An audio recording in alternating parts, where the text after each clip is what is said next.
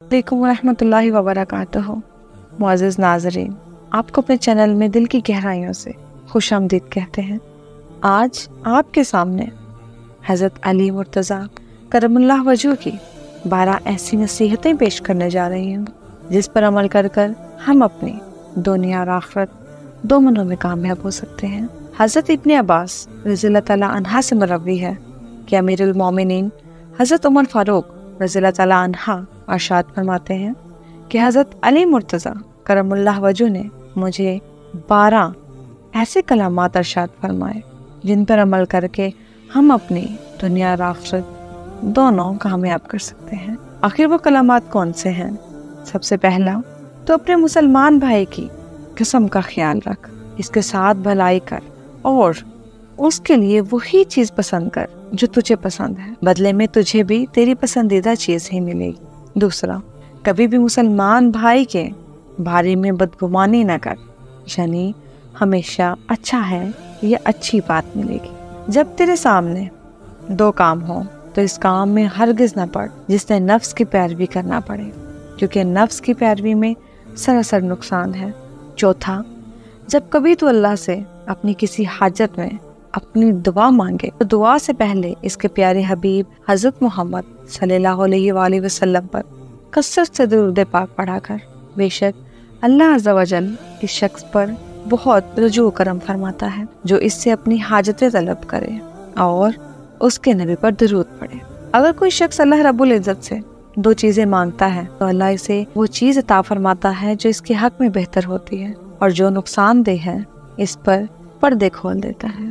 5واں، جو شخص یہ چاہے کہ ہر وقت اللہ کے ذکر میں مشغول رہے تو اسے چاہیے کہ صبر کو اپنا شعار بنا لے، ہر مصیبت پر صبر کرے۔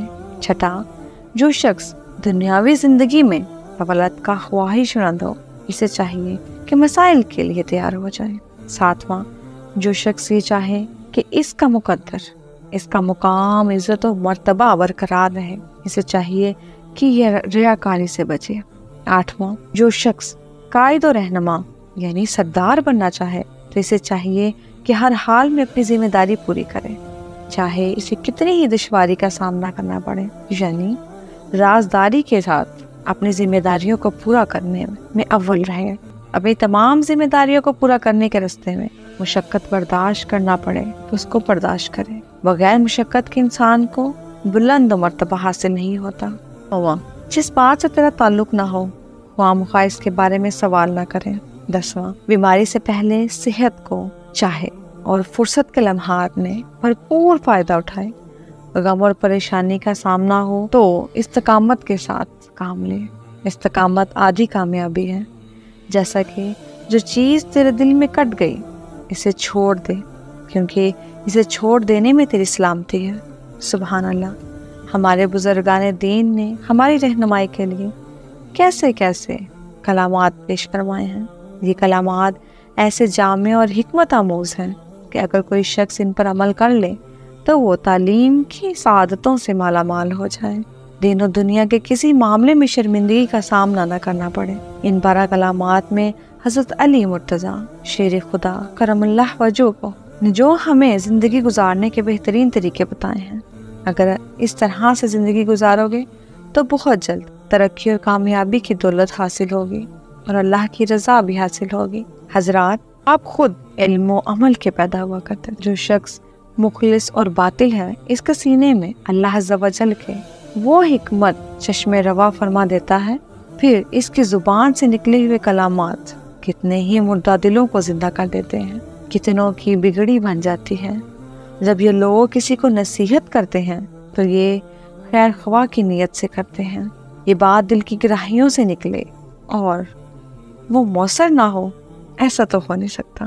حقیقتاً وہ عبادت اثر کرتی ہے جو دل سے نکلتی ہے۔ اللہ عز و جل اپنا کرم فرمائے، ان کے صدقے ہمیں دنیا کے گناہوں اور جرائم سے اور غلطیوں سے بچنے کی توفیق عطا فرمائے۔ امید کرتی ہوں آج کی ویڈیو آپ کو پسند آئی ہوگی۔ آپ سے ملاقات ہوگی پھر نئی ویڈیو میں، تب تک کے لیے میرے چینل کو لائک، شیئر اور سبسکرائب کرنا مت بھولیے گا۔ جزاک اللہ خیر۔